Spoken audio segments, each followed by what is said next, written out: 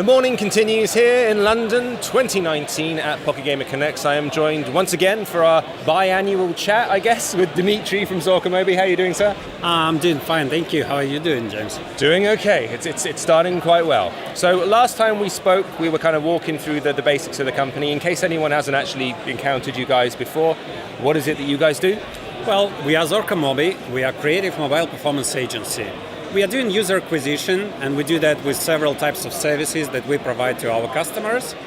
Those services are media buying and influencer marketing, so performance advertisement and influencer marketing. Mm-hmm. Okay, so initially I think when we spoke ages ago, video was the big thing that was coming in and people were starting to use that instead of standard banner ads. Influencers have now come in since, and that's been the new kind of push for everybody, using people on Twitch and Instagram and YouTube and everything like that. How's that going at the minute? How's that tracking right now? Is it still a growing thing? Yeah, I do believe it's a growing thing right now. It's not a trend anymore. Mm-hmm. It's a business, and that's why we're investing a lot into making this very transparent thing. Zorka is about transparency all the time, so that's why approaching influencer marketing, we make things that make this type of marketing, type of advertisement very understandable, very, very easy to use, because there are lots of troubles that you can experience when you're doing influencer marketing on your own, because you have to deal with people who run channels, and you have to deal with their way of understanding what creative is and how they should advertise your game. And then there is also a thing, you do not know what kind of channel you have to use in order to reach your audience that will, let's say, be as suitable for your game as possible. Yeah, you choose the right influencer, and then you've got to sort of manage your expectations of what they're going to produce. Yeah. That's always a problem, isn't it? Because they're going to interpret it differently depending on who the person who owns the channel is or the Instagram account. Yeah, that's absolutely true. So you have to be very picky in who you talk to and what they do, because the way you do influence marketing is the way to reach thousands, even hundreds of thousands of people, and sometimes millions of people, and you get that reach, and you are paying a lot for that reach, and you have to make sure that this reach is very effective for your purposes. So you get those people who would love to play your game, and then they would love to pay inside your game. So this is very important. This preliminary thing, this planning is very important. And then the second thing is to analyze what have been done, what kind of results you have achieved. This is very important as well, because this way you can help yourself to manage further actions inside influencer marketing.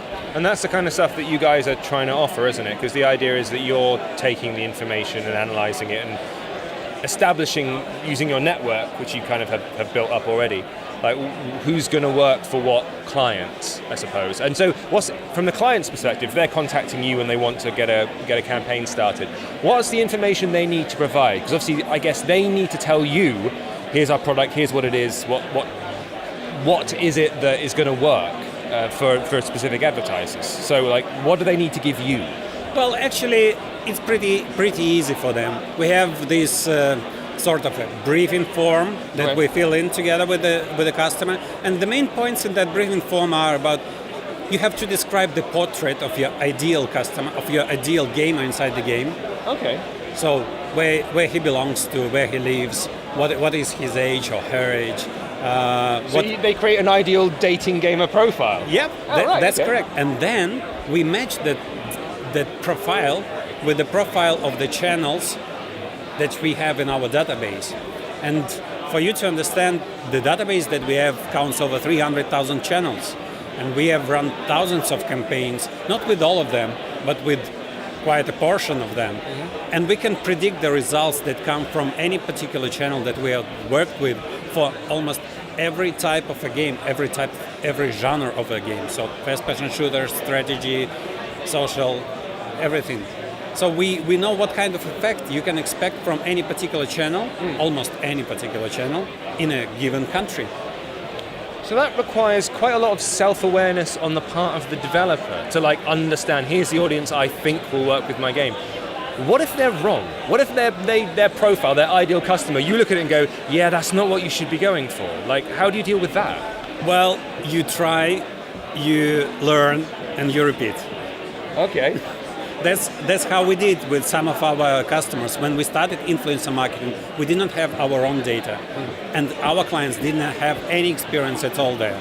So we did step by step. We launched small campaigns with small channels in order to understand what kind of audience reacts better or worse to that type of advertisement. And when we found what kind of channels work okay, we started to scale them up, and then still trying new approaches and new types of channels, so new verticals of channels. For example, you can find gamers in automotive vertical on YouTube, because those people who watch motor racing, they will not play only motor racing games, but they might also play first-person shooters.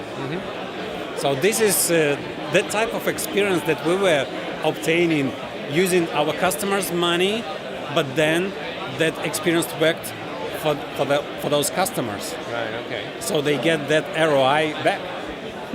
Fair enough.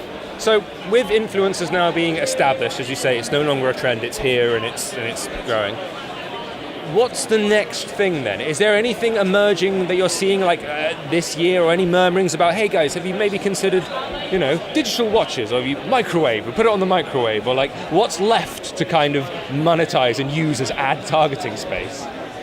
Well, that's a tricky question. I think this area becomes pretty much saturated. So when we think about traditional advertisement and those networks, so affiliate networks are pretty much dying, I think. So there are big, let's say, there are big DSPs who have data about users that can do great targeting, and this targeting works for user acquisition campaigns. So if we take, for example, Google and Facebook, they know everything about us, so they are dominating the space. So what we can do is we can build our services and add some additional value to that targeting, and that value is creative side. I think that those data systems that know how to target are still not able to know what to propose. I mean, what kind of picture to create. Okay. And this is where the agencies like ours can still rely on manpower, on creative minds. Than fully automated. Yeah, it's not yet automated. I think that in a couple of years, even creative approach will be automated as well. It will still take some time. And that's why I think all those different types of creative materials will be running the advertisement for the next couple of years. And I think that the rise of playable ads and their usage in retargeting is also a trend right now. So to gamify the ad itself. Yeah. And well, that's pretty much it. I think there is not much on the table right now, but we have to use what's left effectively. Yeah, gotcha. So you're at the show here today. What is it that you're hoping to achieve? You got meetings booked. What are you looking for at the conference? Well, I'm always looking to meet new customers, and I'm also looking to meet people from the industry to share the insights, because speaking with the different service providers gives a broader picture of what clients expect, even if the clients cannot, let's say, articulate that by themselves. If you get that from both the clients and from the service providers, you can understand what will be this new trend. So that's what I'm looking for. Lots of talks, lots of sharing, lots of insights. Back to the big picture again, the creative picture. There you go. Well, I hope you find what you're looking for. Thank you ever so much for joining me today. Thanks so much, James.